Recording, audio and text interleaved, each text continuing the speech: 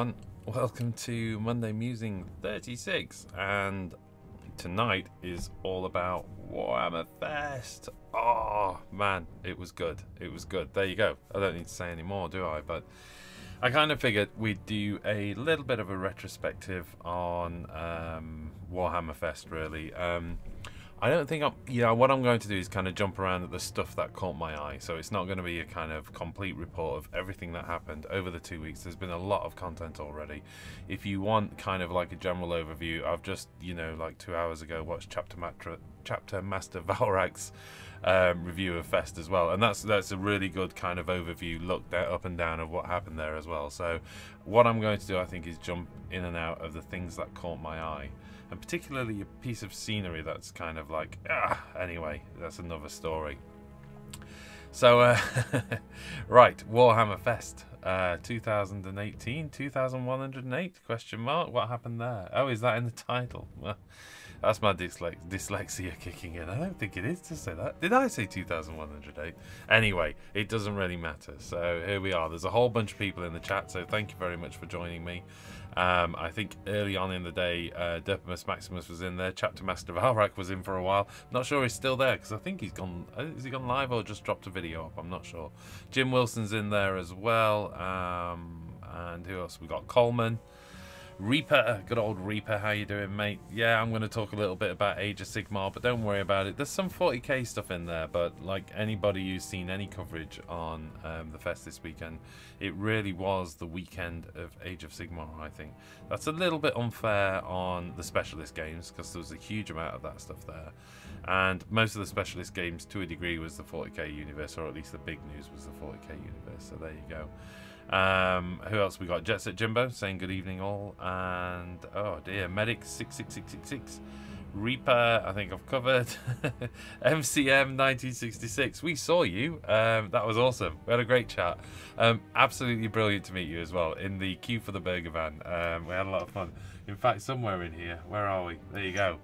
I've even got a picture of you. Can I get this up? Yeah, I think I can. Look, there you go. Look, there you are, mate. Way! Sorry, we had such a great chat. What's really made me laugh about this selfie is I don't think Steve realised he got ice cream in his beard. But that was brilliant. It was lovely to meet you and the lady wife as well, so that was fantastic. Right, what else have we got going off in there as well? Sam Stocks is in there saying hi all. Hi Sam, how you doing, mate? It feels like only yesterday that I saw you. Right, lots of chats going on. I think Mark Potter is in there as well. Hey Mark, our bat rep is edited, so I'm hoping to get that up tomorrow, I think, onto Premium. So I'll be uploading it when I've got a decent connection, and we'll be sticking that on Premium. But it was a good game, mate, and we need a rematch. We need a rematch soon. Lee Parking is in there. Oh, that all jumped then. Big Mac Danskull is in. Simon Key saying watcher. I hope I haven't missed anyone. If I have, say hello again. My monitors are about to turn off. Happens every time I start the show. Daryl is in there. Phew, made it. Oh, it was good to see you there, mate. Oh, is someone saying laggy? Video is lagging. Let me check. Oh, no. Please don't tell me I'm going to be having issues. Yeah, I am getting some connection issues. I'm not quite sure what I can do about that. Okay. Not sure.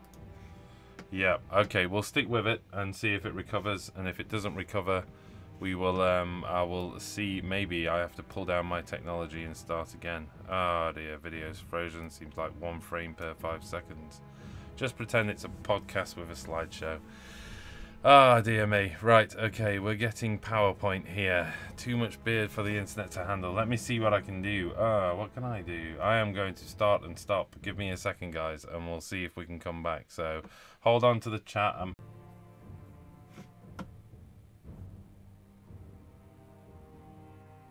Hello. Start what, Phil? Start what? Right, hopefully I'm back. Am I back? And I'm reading health is good this time. So he's back, says Void Dragon. Right, so Phil's internet. I know. Supposedly I am going to have proper internet by the end of June. So, okay, let's see if that's fixed things. Certainly my machine is not screaming anymore. Let's just hope much better. Okay. Okay, well, let's stick with it and let's see what happens. And hopefully I haven't broken too much. We'll see. But thank you very much for bearing with me there. There's a whole bunch of wonderful people in there. Void Dragon, Orc Boys, Red Cuffs, Wes, DJ the Lucky One, put coins in the meter. Oh, no. I don't know. All I've done is lower the frame rate. And it seems to be okay at the moment. No, I think it's going again. Look, if people in the chat can just basically flag up if there's a problem, and I may have to give up on tonight's stream because I'm afraid with my internet. I did say that last June, Amit, but that's because I was referring to the news that I've been given by OpenReach. So BT OpenReach have been telling me new internet since last June, so you can imagine how frustrated I am. It's better now, says Common. Well, let's start and work our way through, and hopefully things will maintain and run smoothly, and we'll see if not. So what was the big news, if you like, coming out of Fest this weekend? You have to excuse me, I've got a little bit knocked off, isn't it? Let's face it, it was all about Age of Sigmar and the new edition, really. Which was all terribly, terribly exciting. I'm pretty excited about it. There's some more information been coming out over the last few days. Certainly from Saturday, where the announcement was made. If you want like a kind of step-by-step rundown, by the way, of what happened during Warhammer Fest, this live blog that they ran throughout the entire weekend was brilliant. So again, I'm not going to replicate what's already out there. I can certainly tell you some of the general stuff that was kind of, the general stuff that was released. The first thing that happened, of course, was the big news of the new edition. We then started to see both new Death in the Night Haunt, and we were seeing, the new the new Sacrosanct Chamber. That's the term I'm looking for, isn't it? Which was the new Sigmar guys. There was a little bit about the live events. There's cartoons going on, there's Hammerall Herald, there's a Stormcast. I think that's great news. We're seeing both a podcast and a publication coming out for Age of Sigmar, but you're already getting an idea. A lot of this was heavily slanted towards Age of Sigmar. We're seeing the malign sorcery stuff, which, pretty exciting stuff that was released along the way. These cool little models. I know Sam's pretty excited about the Auric Great Giant Eating Mouth. So yeah, but the one and only really piece of 40k news, I think, was if you like, the sneak preview of the Sisters of Battle, which is all good news, and it did get everybody excited. Oh, every so often Phil does a little dance and freezes. Oh dear me. Okay. What did I hear about Titanicus? We'll talk about Titanicus shortly. Sorry, Brendan. We're having problems with my internet connection, so hopefully we're going okay. As I was saying, Sisters of Battle was pretty much the only real kind of 40k news, but there was a couple of exciting things. I mean, if I come back down to these wonderful people again, for me, what was pretty exciting? Well, I got to see these. I got to see the Webway Gate, and of course that is a release that's going to be in line with the Harlequin Codex. Now that's going on, I was told reliably, not only is the Codex going on pre-release next weekend, but also the actual Webway Gate is going on pre-release next weekend. As crazy as it sounds, I managed to get to handle one of these as well. It is ginormous. It's hard to get across how big that thing is. I know you can kind of see it next to the model, but it really is huge, and it's wonderfully graceful. If you're into the Eldar aesthetic, it's absolutely perfect. They've really just nailed it. Expect to see 1 million of these things in dioramas, armies on parade, and battle boards across the way. Also got to read the rules, which was pretty exciting. Wasn't allowed to take a photograph of the rules, but they did pass the rules to me for a quick read, and I promised I wouldn't go too much into the specifics of them.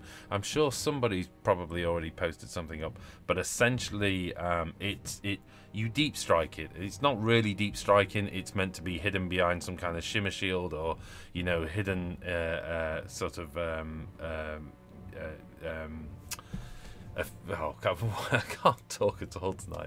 So some kind of camouflage effect or something like that, where it just appears out of nowhere, and then you can activate the portal and essentially bring your Eldar units through. I think it's 1 per turn, maybe, I think. So it just enables you to drop this thing right in the middle of the table and then flood out. I mean, obviously from a Harlequin point of view, I think it's ideal. You've got these super fast moving units which essentially can be protected off the table. It is like a vehicle, so it can be shot. It does have wounds. I think it's got 14 wounds or hull points, whichever one you call it nowadays. I think it was about toughness 8, something like that, if I remember rightly. But either way, it's certainly something that can be taken out. But I just immediately fell in love with it. What I really liked about it was the Wraith constructs on the side there. Let me see. I think I got one of a... no, I don't want to do that. I've got one other photo here, just close up if you like, of this Wraith construct, and it's basically like a Wraith Lord molded into the side of this Webway Gate, acting as some kind of guardian. I absolutely love this head, which if you're wondering, yes, it's pretty much exactly the right size to fit onto a Wraith Lord. So I expect to see some conversions based on that as well. That head's going to appear all over the place, isn't it? But certainly got my interest. I was pretty excited about that. But as I said, in terms of 40k, the game, not counting the specialist games, that was pretty much the only stuff that was there. But there was plenty of heresy stuff. So, you know, okay, 30k, but a huge amount of heresy stuff going off. And there was also a great deal of sort of 40k specialist games, particularly in the realms of Adeptus Titanicus, which I'll talk about in a bit as well. I mean, I was just going to have a look. I think I've got one more photo of this. Maybe it's pretty much the same angle, but you get the point. Right, let's have a quick look. There's a load of Warhammer Onlines, and I'm just going to check that that's not people telling me everything's gone wrong. So, I love that Mr. Packboy Magic model. Not quite sure what that was. Ralph says, no word about Kill Team. No, I didn't certainly pick up anything about Kill Team, although there was plenty of stuff on display. And it's a pretty crazy place. It gets pretty busy, and you don't necessarily get round all of it. For me, the best news was the new Blood Bowl team. Absolutely, that's in there amongst the Fest list, isn't it? When you start scrolling up there, I'm sure somewhere in all of this was the information on the Blood Bowl team, and I'm sure we'll find it if we just ram up there really quickly. And there we go. No, that's not them. That's not them. That's them. Well, that kind of is them as well. So as you can see, Dark Elves coming out for Blood Bowl. Pretty exciting stuff. I love these character models, by the way. They're absolutely fantastic. As they say, they don't really have any big guys, but they do have assassins. They're just very, very cool models.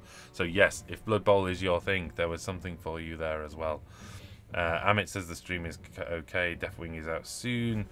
Hoping the heads on the Webway portals are Wraith Lord size, because I want them for my Wraith Lords. Johnny Rockstar, they are exactly Wraith Lord size. I mean, they taper a little bit more, but without a doubt, they are Wraith Lord size. So yeah, expect that. The good news is, if you were to buy a Webway Gate and of course rip those off and use them for your Wraith Lord spare heads could still fit on the side anyway, even if you wanted to do some kind of conversion. So all works out in the wash as well. Amit says, what is that piece of WGOI candy in the group shop? That was indeed Magic Mike. Magic Mike came along to the trip, and cloaked was the term I was looking for. You know what, because my internet went down, I've just lost my train of thought, and it's the worst possible start to a show when you have technical issues. You just lose your train and you go, right, now what's happening? I was referring to the Auric Magic mouth opening like a green screen. Ah, Mr. Pac-Man. Ah, okay, gotcha. Yeah, it's pretty cool stuff. What do you love no more now? Age of Sigmar or 40k? You know what? I'm torn. I'm pretty excited about Age of Sigmar New Edition, because from what I've seen and from the conversations we have, I think that's going to resolve a lot of the stuff that I had concerns around with Age of Sigmar. As you know, I didn't think it was a perfect system by any means. We did attend a seminar on with the rule guys, actually, who were talking about some of the rules in 40k and how they were responding to community feedback. And I have to say, I know that Chapter Master Varak on his video talked about his first seminar, saying it was quite disappointing because they didn't give a lot of information. It finished quite early. didn't get a lot out of it. I think out of the whole weekend, before I get into all the stuff that I was incredibly excited about, I have to say, this time round, I felt the seminars lacked something. Maybe it's because the news was all identical to a degree. Everything was about Age of Sigmar, and the rest were left with not much more to say. The Forgeworld seminar was awesome, but they always are. Those guys are very polished at their seminars, and there's a relaxed kind of casual, thing that goes off there. They're just funny. So the Forgeworld one was good. They have a joke with the audience and those kind of things. Didn't kind of get that in some of the Games Workshop, if you like, seminars. They were a little bit, they felt like they needed more work, but I think they're trying different formats out. I think we attended the seminar on rules, and I have to say those guys were never going to be in for an easy time, were they? Because someone was bound to stick their hand up and complain about a particular rule, or get into how much Terminators are priced and those kind of things. So that's going to happen. So it's difficult for them to keep the subject, generally in general terms about rule creation. Particularly the fact that they hadn't really pre-prepared anything. They kind of just dived into it and said, this is, we get together and we make rules, and what do you guys think? And of course, boom, everybody was like, well, I want to be able to deep strike my, Night Titans 1 inch within an enemy and land on their heads, and all the wonderful things that come out of those things. There was some very telling moments in that rules test. They talked about, obviously they create all of these rules. They talked about the process they go through to create the rules, and everything from sizing the models up, that's a lot bigger than that, so should it be tougher, and those kind of things, and talking about how that equates also the relationship between the retail price and the point price, so that it to a degree was relative. And that's an interesting point they were making, is if you paid a lot of money for your model, you want it to be powerful, and therefore it does end up having quite a high point rate. But that's really the cause and effect, rather than actually we're going to charge a lot for this, so we need to make it really powerful. Or sometimes it does work that way. So it was interesting to see them talk about the commercial reality of the hobby, alongside, say, oh heck, I've got an error. Let's just see if everybody's saying no. Okay, nobody's saying an error at the moment. So it was interesting to see them kind of acknowledge at least that commercial aspect of the game having an impact. But definitely what was telling is when they said, we game test, we have a testing community and those kind of things, but it's when it hits the, when it gets released, then the game testers, times by a magnitude. And what they mean by that is, of course, it hits 1 million gamers, and all those gamers very quickly find the things that the testers didn't find, or they didn't particularly look at. The other thing that they kind of said was surprising was when they built the 40k rules. Do you all remember that time where the Flyers kind of dominated the game for about the first 3 weeks, and then they had to do something very quickly about that rule? They kind of said, well, as soon as it hit the tournament scene, they saw that manipulation of the rules, the gaming of it, and they were surprised by that and said, well, that's never shown up in any narrative playing. And it's like, well, that's the thing, isn't it? That how do you balance that competitive rule making against the narrative rule making, and how do you have fun with that? How do you make sure the game is still fun and is not and has flexibility to do what you want to do, but also acknowledge the fact that it's still going to get abused to a degree when it comes to tournaments? I think they're working really hard on that difference between the narrative gaming and power points and actual paying points, the point system, if you like, and maybe they've found that happy ground. It's certainly something I'm going to be exploring this year, definitely. I've made a vow to myself to kind of try some more of the narrative type play, because I think I'll enjoy it more anyway. So certainly for 40k. That was a long answer to which do I prefer on 40k or Age of Sigmar. I kind of just drifted into that rules discussion, I suppose. I do feel like Age of Sigmar, it feels like the rules have matured quicker and better to a degree, I would say, but maybe that's just my perception of time, because I was just reading on the article. This is like 3 years since Age of Sigmar came out. Really, by the way? Really 3 years? What's happening to our lives? Lee Parkins says, is there any more news on Rogue Trader? No. You're absolutely right. The set does look incredibly awesome. Wes80 says, hoping you guys are at UK Games Expo in a couple of weeks. We're going to try and get there. I've got a little bit of a conflict in the diary. I have got to work that weekend, so it's going to be a bit of a challenge. And if it's big if, but put a new starter set for Age of Sigmar in the same vein as they did for 40k with Big Law Rulebook, then I might be tempted back into Warhammer. Interesting point, Johnny Rockstar, because they were saying, I was chatting to one of the GW Games designers who said, I don't know if Deepkin, they are saying they've brought more people into Age of Sigmar than anything else so far. That just pulled people in. So you're right, if they get that new starter set right, and let's face it, they're going to. And we've already seen what some of the stuff is going to be in that starter set, because this is coming out in June. It's not miles away, so we know what's going to be in there. It is going to be the Sacrosanct Chamber. It is going to be the Death models. They're amazing. So just yeah, let's see what happens. Kevin says, just a quick hello to you all, but currently at work, so I'll have to catch up later. Hey Kevin, how you doing, mate? Oh, Spirit Host. Yeah, you're a lucky person then, aren't you? What else have we got? Coleman says all is good. Was the GW seminar lackluster because GW were miffed about Road Trader being leaked, but it spoilt their seminar reveal? Maybe. It's a good point. It's a good point. It would make sense, wouldn't it? Because they did have to respond quickly and then just throw that content up. And I do feel for them, by the way. You know, we know some of the people on the community team, and they work really, really hard. And, you know, and it's not like they're sat on a load of secrets. They're working really hard to do the reveal at the right level with the right level of information. And then something like that happens along and just kicks them in the nuts, and they have to, like, turn everything around, turn it on its head and go for, like, the release stuff. So, you know, it's, yeah, I feel for them when that happens.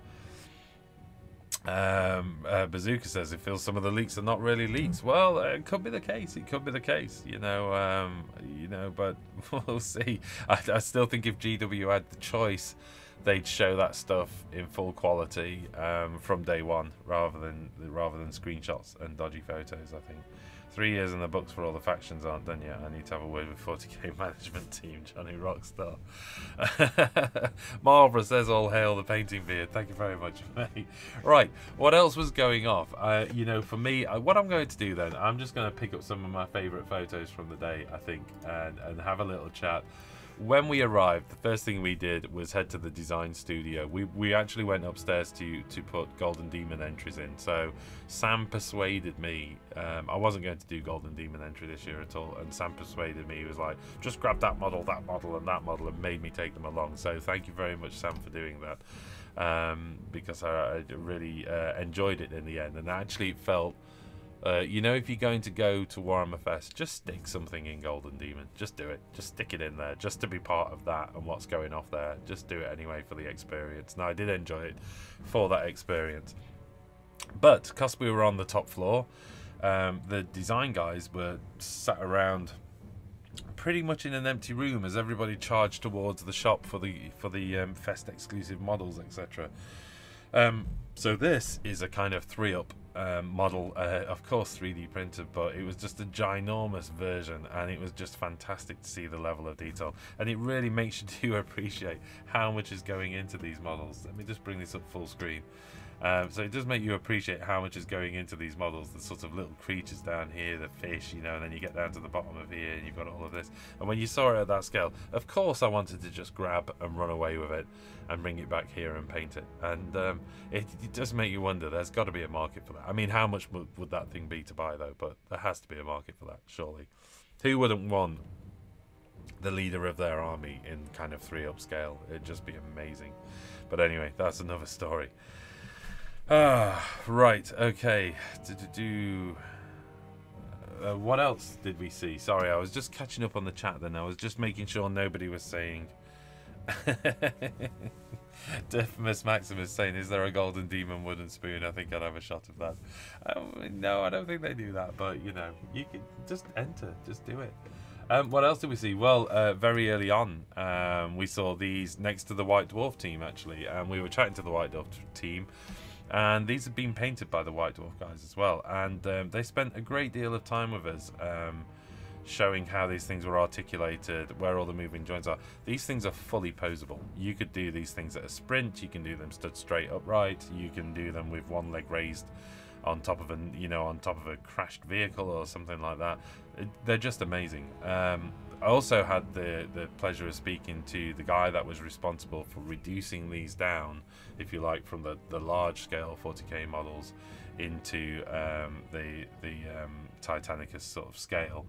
And it's not, actually when you start thinking about it, it's not straightforward. He just didn't take a bunch of 3D models and reduce the scale down and hit print. For starters, they had to be completely retooled into plastic. You've got to kind of make all of the detail appropriate for the scale as well. So there's a huge amount of work. And then when you see how posable these things are and how many joints are going on and those kind of things, it'd just be awesome.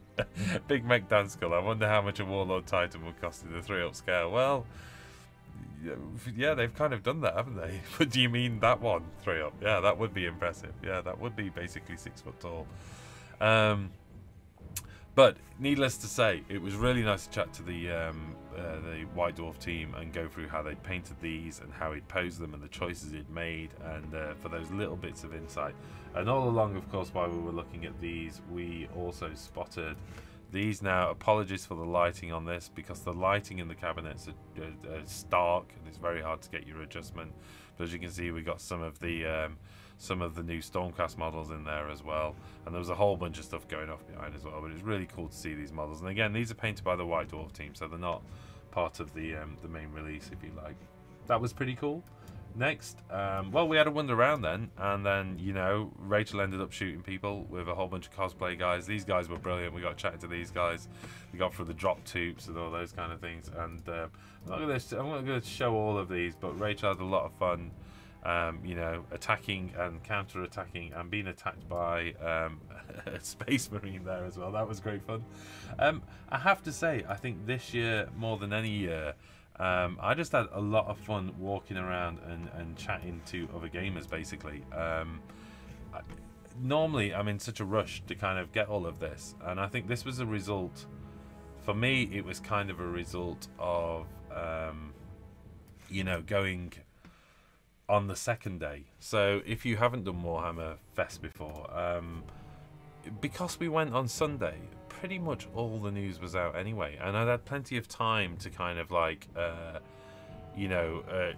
look through the stuff online, go through the blog. I knew what was already there, and part of me was thinking, has that spoilt it? But not at all, because I was far more relaxed when I was there and just had a great time just kind of cruising around, chatting to people, and I knew what I was looking for. There was some stuff there that was brand new. I didn't actually go and look because I thought, well, it's not really my thing.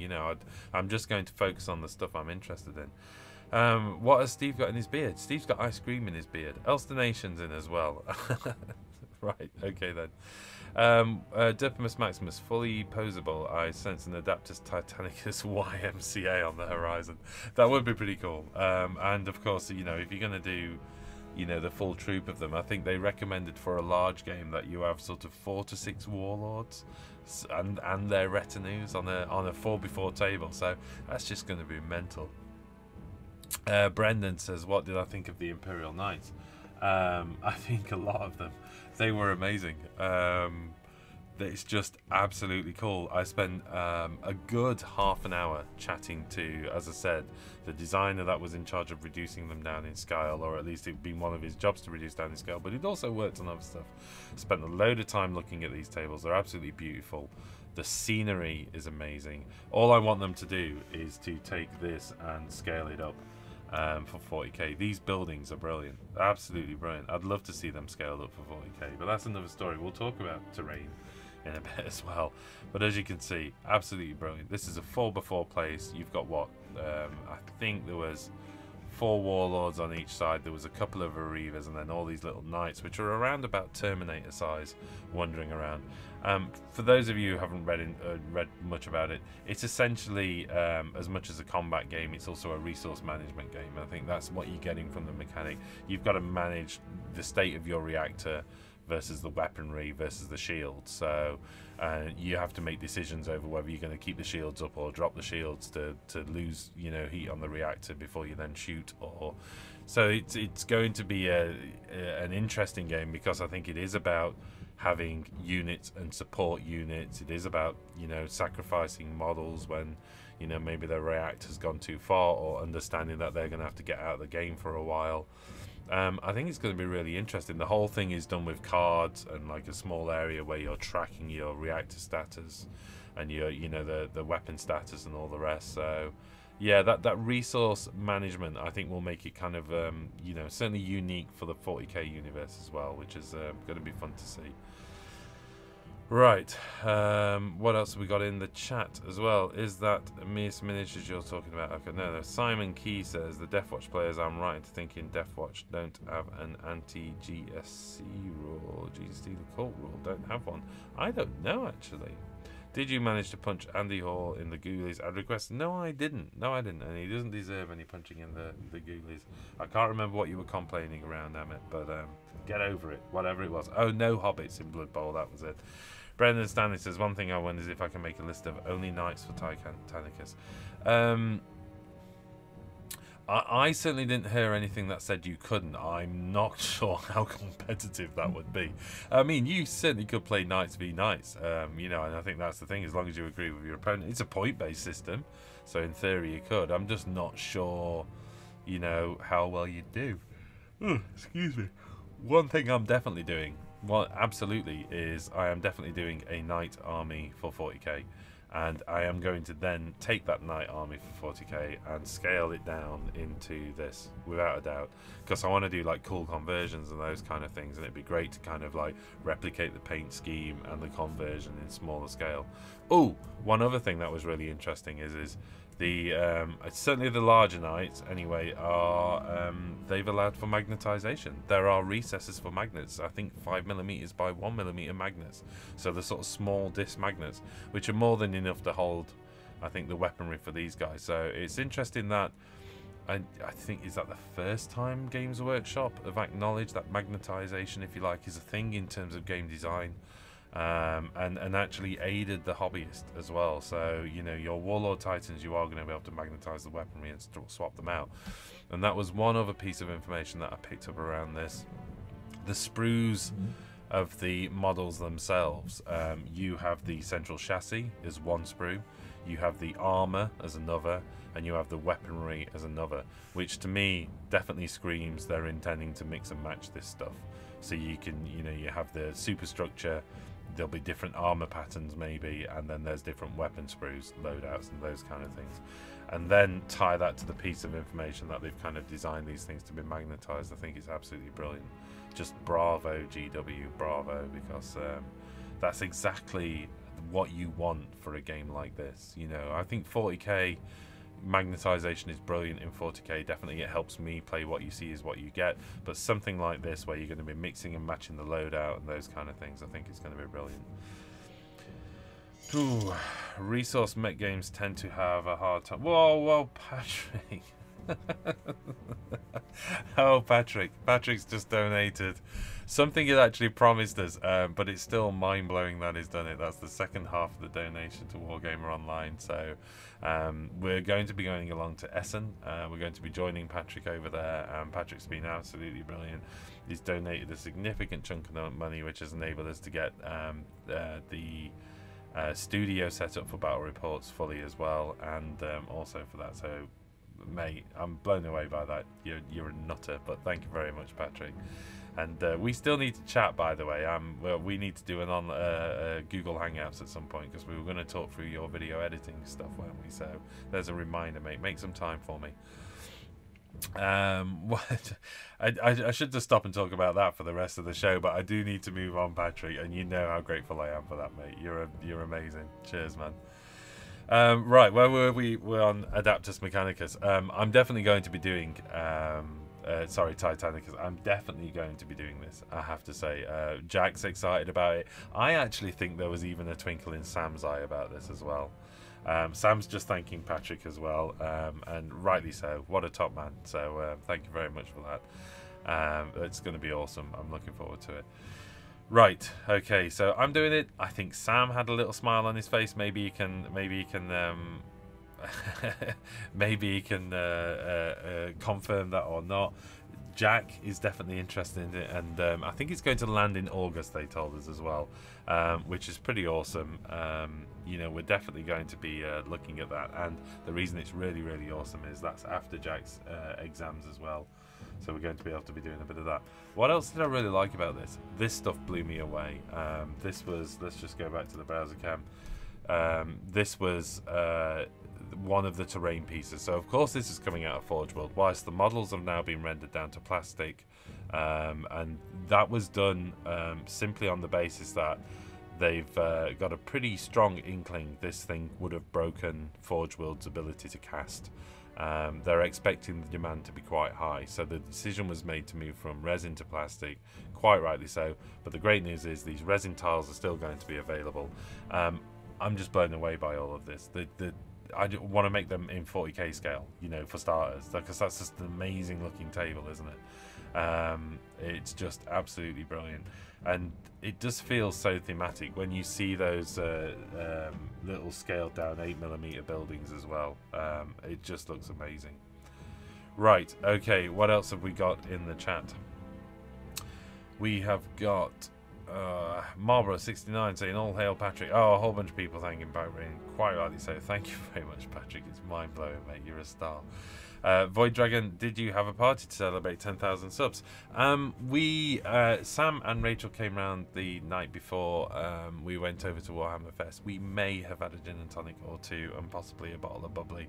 So we did celebrate. It's been a quiet celebration because it kind of all happened over the weekend of Warhammer Fest, and there was a lot going off. And what we've said is I'm going to get together with Sam and Rachel on Wednesday for a chat, and we're going to plan out the giveaways, I think, as amongst other things, but certainly want to speak to those guys. We're going to be doing our celebration of 10,000 sub giveaway. So this isn't a drive to get more subscribers. I mean, it's great if we get more subscribers, but actually we're going to do a celebration. And what I didn't want to do was to do the giveaways prior to hitting 10,000 and then say when we hit 10,000, you know, we'll do a giveaway, and then that could happen in a week's time or 10 weeks time, depending on how sunny it is and how many people are subscribing to the channel. So rather than do that, we've hit 10,000 subscribers, and now we're going to kind of do the celebration. As a big thank you to everybody who's got us there.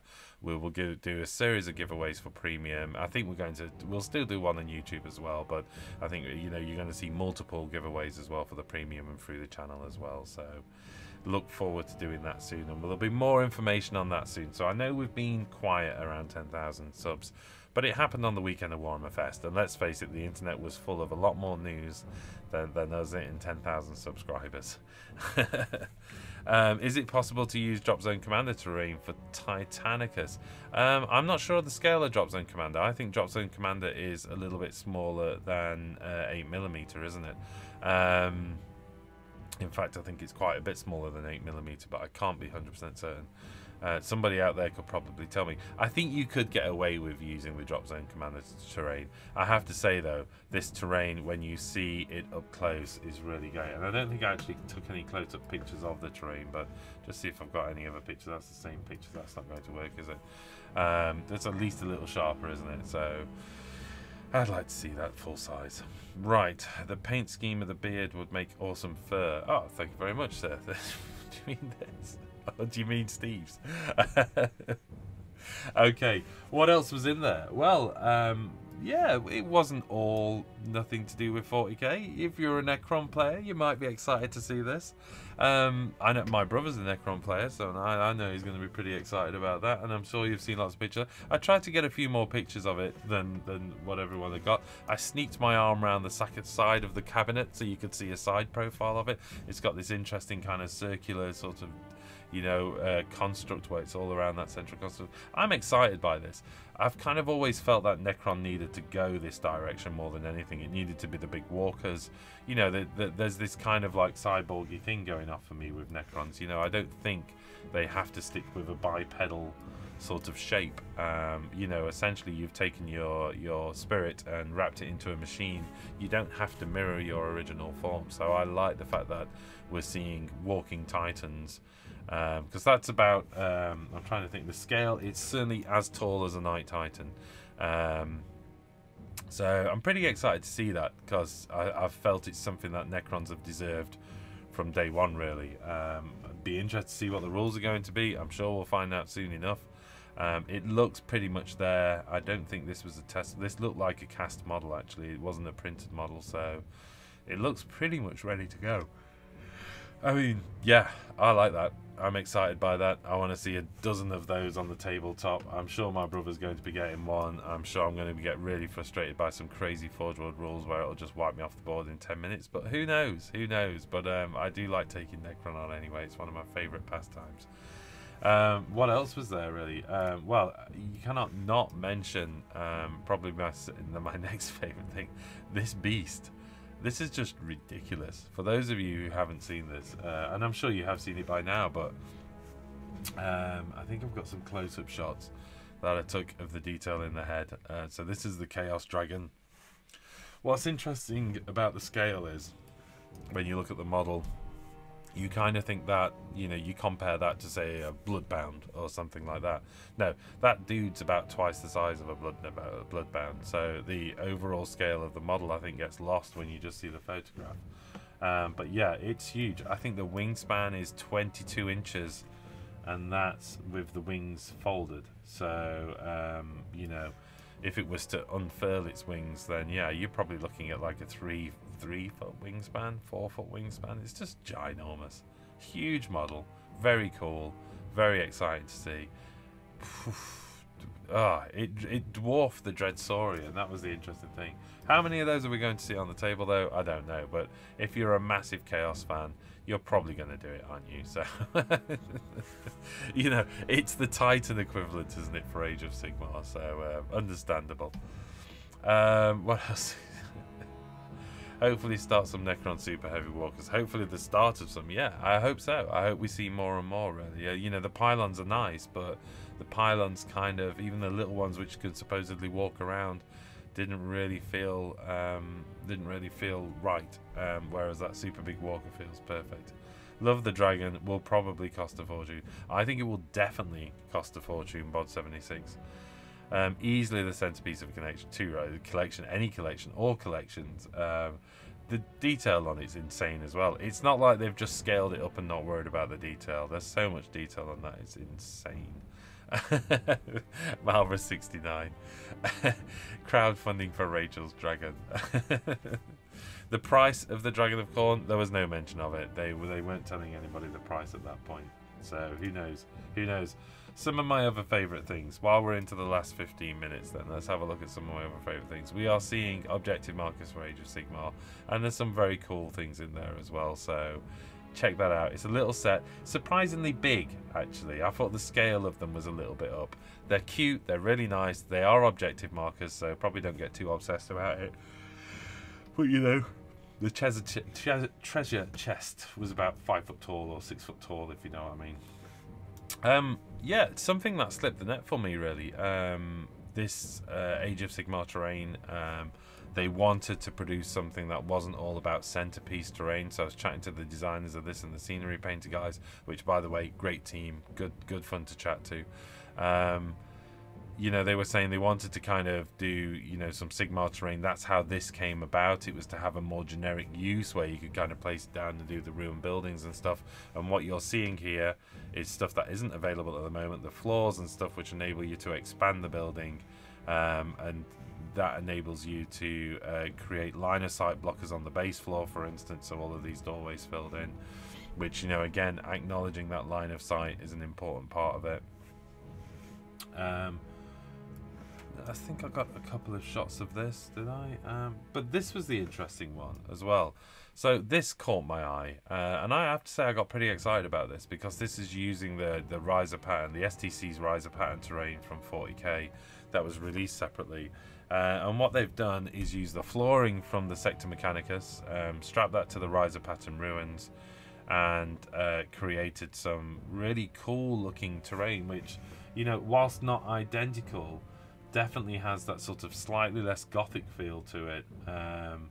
You know, that toned down gothic feel that this kind of terrain had in the Titanicus stuff. what was interesting was, you know, I chatted to the guys about how they'd done this, and they said it's the standard Sector Mechanicus floor patterns. This, of course, is actually the ladder system from Sector Mechanicus. Really, I was like, oh, that's clever, you know, using the ladder as the rails, even the little curve bit on the corner.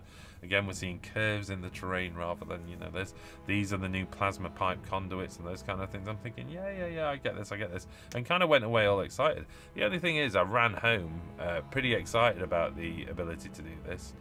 And my riser pattern STC terrain definitely doesn't have any doors. So where did these doors come from? So if anybody in the chat can find out where the doors came from on this terrain, because I'd be blowed if I can find it anywhere. That's what the ruin system looks like, you know, and there's no doors in any of my set at all. So somebody help me out there. Is that something that's going to be released? Is that something that has been released and I missed it? Because I know that you could get the riser pattern stuff as part of something else, but it was my understanding it was just the riser pattern ruins, just, you know, boxed together as something else. But somebody let us know. Reaper's heading off. See you later, Reaper. But anyway, yeah, I was pretty excited by this terrain. I thought it was pretty cool looking stuff. And again, just giving you that slightly different feel for 40k from the sort of gothic city. It's really helping you kind of build that industrial feel rather than just the, you know, the kind of elaborate sort of ornate gothic city. So yeah, that was pretty cool. I was pretty excited to see that. I think, have we got any more chat? Any more questions in the chat? Necromunda bulkhead turned sideways? No, I've already checked out the Necromunda bulkhead. It's definitely not that either. So, yeah, I'm wondering if we're going to be seeing some more riser pattern terrain out there. You know, I was thinking, is this the, you know, that this is definitely, I mean, this entire set wasn't scratched. You know, this is the pipe bit. Obviously, it has the fans. You do get that in the ruin with a little ventilation fan, but yeah, I'm not quite sure. So I'd really appreciate it. In fact, even some of this, you know, I just don't quite understand how they've achieved this, because that definitely is the riser pattern stuff. You can even see the mold lines on it. So it wasn't like custom built. It certainly wasn't scratch built and chopped together. If it was, it's very, very clever how they've made the joins. So hopefully we might be seeing some sort of riser pattern terrain that isn't ruined, maybe, because obviously a lot of this, none of that exists in the ruins. So, you know, people get their eyes to the ground. Somebody tell me where that came from. What else was going off really at the fest that we picked up on? You know,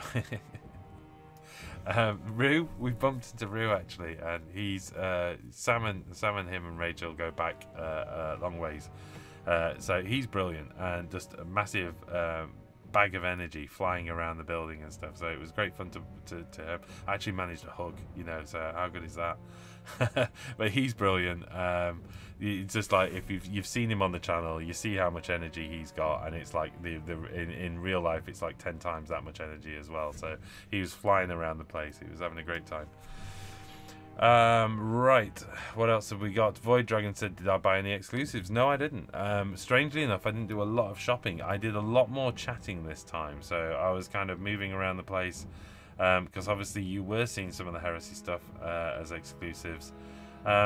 You know what, I've not mentioned any of the Heresy stuff. We did attend one of the Heresy lectures, and of course it has to be about the first Imperial armor book for a long time, really. Was the Necron the last Imperial armor book? Lex wanted to release it to get a update at least.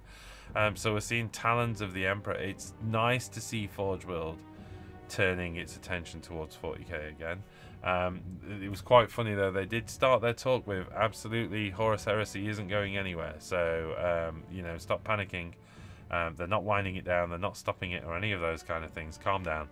And once they put that back to bed, they went on to talk about all the Heresy releases, but they did say that with the Talons of Emperor you're going to be playing the entire Custodes Rage and the entire Sisters of Silence range, and also the Grey Knight models from Forgeworld as well, all with 40k rules, which interestingly enough, one of the questions we saw in the rules seminar was somebody was saying, whilst it's getting 40k rules, will they be allowed in tournaments? And they seem to ping pong that one around a bit, so there was no confirmation of that. Personally, I think if you know, you turn around and say these are 40k rules, then they're 40k rules. So we'll see, though. We'll see. There's the dragon, absolutely awesome. What else was in there? These guys, incredibly frustrating to Sam. That's a whole bunch of new beautiful models coming out. So he was just about to start some Stonecast. So who knows what's going to happen with Sam's Stonecast? I think I've offered to have his current Stonecast off him and paint them, which I wouldn't mind at all. There's Rue doing his job. Very, very busy chap. That was the other thing. Sam and Mike, I'm sure you will hear more about this, but Sam and Rachel actually got a game of is it called, what is it called? I can't remember now. Is it Age of Sigmar Champions, I think it's called, isn't it? Yes, Champions, it's in the list there. So they got a game of that, and Sam really enjoyed it. So hopefully you'll hear some stuff there as well. Right, what else? Guard players, what's the difference between Tempest Prime and the Tempesta? I decided to move away from Space Marines for a bit. Don't know. Is that the vehicle? In which case it's the weapon. It's the Scion thing, isn't it? Okay then. For major ARS release, we're talking an awful lot of 40k tonight. I'm sorry about that, Coleman. We'll talk about the Age of... Well, like I say, part of me, the reason I was talking about all of that stuff is because... the Sigmar stuff, I think, let me just swap that over. The Sigmar stuff has been heavily covered, and to a degree, I have to say, there wasn't, you know, we're going to find out a lot more in the next week or so. So, you know, I'd only be repeating what everybody's already said about the stuff. The models are amazing. We did see the models up close. And they are absolutely stunning. So, you know, but I didn't take pictures that were certainly any better than the stuff you can find on the community site. Anyway, what I did do when I looked at this was I went over to this and I started to ask for a sticker, and then I realized I would have been the only sticker in this bracket here, right back at the top. So I decided I didn't want to let people know I was the oldest geezer at Warhammer Fest, so I backed away from that fast. I didn't get involved in that at all. Interesting at that point, wasn't it? Orcs at the top of the list. You know, I'm sure there's going to be some comment around that amongst the players as well. This, you know, here's another shot of those wonderful bits of terrain. By the way, favourite piece was this. I got to play with this. It's surprisingly sturdy as well, so check that out. That was pretty cool, I have to say. Oh man, that's what I haven't talked about so far. We did have a demonstration of both of those paints. Both myself and Sam were floating around the paint table. The Nighthaunt Gloom, awesome paint, very strange properties. I think there's a little bit of spirit-based stuff going off in there as well, you know, or at least alcohol-based. The way it behaved, the way it sort of, the way it carried down the model, it was subject to gravity. It reduced down to a very thin wash and weld at the bottom. That is a really, really interesting paint, and I think we're going to see a lot get done with that as well. I don't think it's going to be limited to people doing Nighthaunt models. The Hex Wraith paint, that's not to diminish the Hex Wraith paint, which was still incredibly impressive, to get both the strength of colour and the transparency. They're doing some clever stuff with paints at the moment, but that Nighthaunt Gloom was just an amazing paint. That just needs doing in the entire range. If they could do that for the entire paint range, you would see a whole new world of washes that would just be amazing.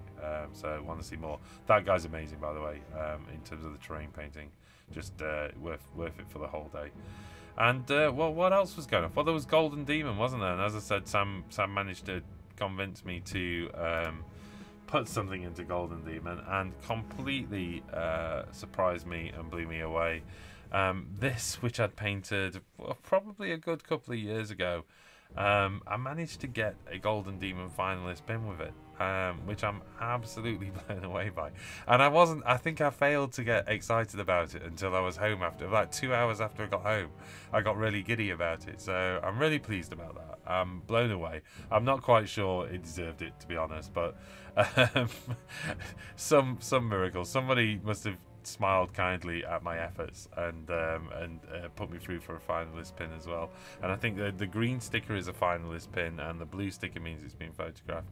But no, I was blown away by that. I was really pleased. I am definitely going to make a solid effort at Golden Demon next year, because I just enjoyed it. It added a real aspect to the day. It's something I've not done before, so for me it was kind of it brought a completely different dimension to the fest as well. It wasn't just about the models and the news. It was that sort of felt like I kind of participated in it a lot more as well. So like I say, I recommend everybody. I don't think it's about whether you do or don't get one. I don't think it's about whether you are or aren't confident. Just put it in, because it's like part of what's going off there, and it's good fun and it's exciting, and there's a big buzz around that entire floor. I have to say, I think I pretty much spent most of the day on that floor. Right, what have we got in the chat? Have we got anything else left in the chat? Is there anybody who wants to ask me any questions from my day, or my views and opinions on anything else I saw? DJ the Lucky One saying well done, and Johnny Rockstar giving me congratulations. Thank you very much, mate. That's much appreciated. Cheers. Amit's doing his bit to say don't forget to like and subscribe. I have to say apologies if this show's been a little bit off keel. The fact that my technology dropped, I got everything prepared, I got notes all written down and everything, and I think because my show went down and the technology failed on me, I just lost my tracking a bit. But I hope that you've at least seen some of the stuff that I got a good look at while I was at Warhammer Fest. Like I say, I haven't covered a lot of the Age of Sigmar stuff. I do feel as though it's had quite a lot of coverage online already, and you know, this is Monday, and Saturday and Sunday have long since gone. Expect to see certainly more from this channel in terms of the new edition of Age of Sigmar. I'm pretty excited about it. The truth be told, I can't wait for it. That doesn't stop me really focusing at the moment as well on 40k. I've still push on Fire Slayers and finish off my Genestealer Cult is my focus. I almost bought a bunch of Iden of Deepkin at the weekend, and decided two factors: one, I couldn't afford it, and two, I'm going to get some projects finished before I deep dive into Iden of Deepkin. Excuse the pun. Amit says, oh wait, Void Dragon says, any bat reps coming soon? Yes, there is. There's definitely one, possibly two going up on premium this week, if I can get the second one edited, and I might actually do a live one on Twitch on Wednesday as well. I've got to have a word with the local players, see if I can round up a couple of players. If I can do, we'll do a live show on Twitch, providing my internet is going to hold out. Clearly I'm having some problems, but hopefully I can get that sorted. Johnny Rockstar says, got to find the certificate years ago. They didn't have pins back then, but it was very exciting at the time. I know, I was properly giddy. I was very giddy. More than I should have been at my age, I think. But it was good fun to do. Brendan Stanley says, if Horus Heresy is staying, why is everything in last chance to buy? They simply said those things weren't selling. And they obviously, you know, have limited warehouse space. They have limited production space and capacity and those kind of things, and because there's so much available on plastic, they answered the question directly, by the way. There's so much out there on plastic, those things are relatively easy to do anyway, and the products weren't popular. So they said they're going to focus obviously on complete models, not just the conversion kit. They went through all of the stuff that they're releasing, all the new characters. They had Alfarius, they had all the Alpha Legion. You know, that it's not slowing down or stopping. They're just a product range that isn't selling. So like any business, sometimes you just have to drop the stuff that doesn't sell too well and focus on the stuff that does. So I think that's why you've seen, yeah, last chance to buy on those things, but, you know, the Alfarius stuff coming along. They've shown the full map of the Heresy action running all the way through to the Siege of Terror. That's still going to take, you know, at least a couple of years, at least. And that's until they, you know, they get to Terror. You're going to see plenty of more models and plenty of stuff along the way.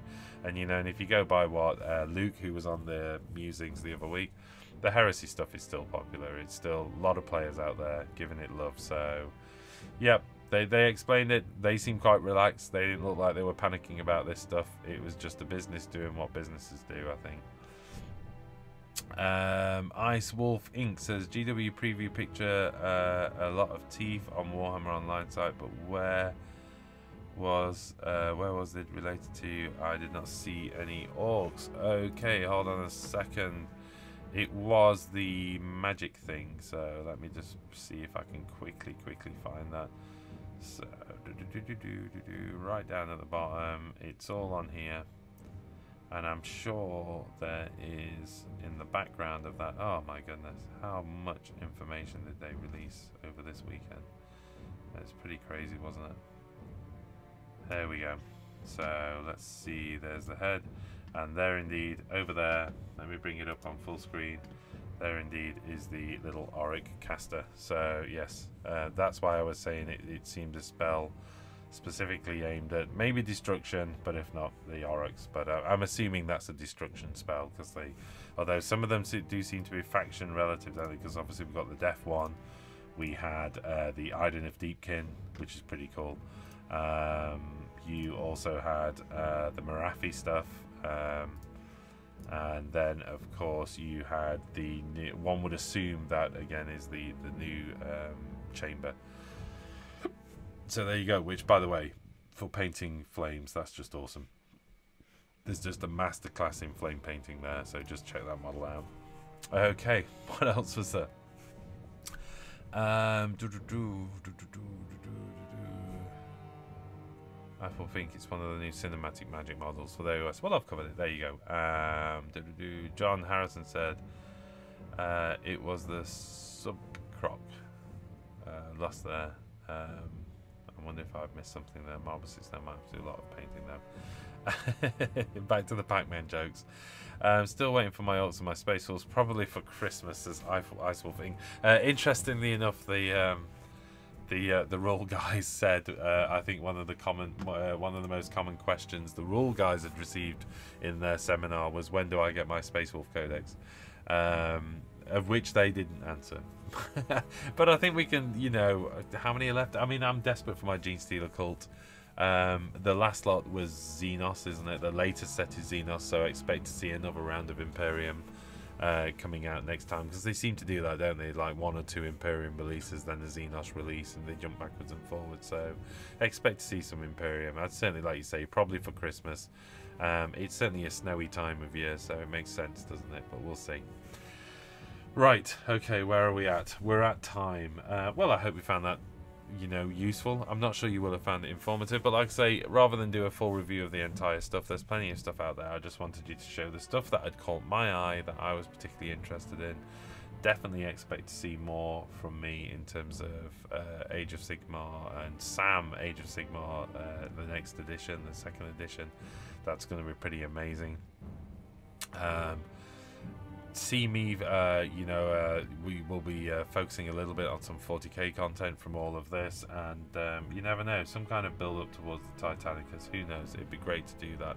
So there's lots to come, and it was a real dirge of information, this Warhammer Fest. It felt like they had more to say in this one event than any other, unless of course I think you're a 40k player and there wasn't much being said, but you know, everything gets its time in the sun, doesn't it? And this Warhammer Fest was definitely about Age of Sigmar, I think. Right, well, I hope you like all that. Give me a like or subscribe. Don't forget to come along, keep an eye out. We'll be doing the 10,000 subscriber giveaway celebrations, so check out, keep an eye out for that as well. We'll definitely be making some more announcements over the next few days on Facebook and possibly on YouTube, certainly as we get towards the weekend. So expect to look out for some of that stuff as soon as we've got time to sit down and have a good chat about what we're going to do with that.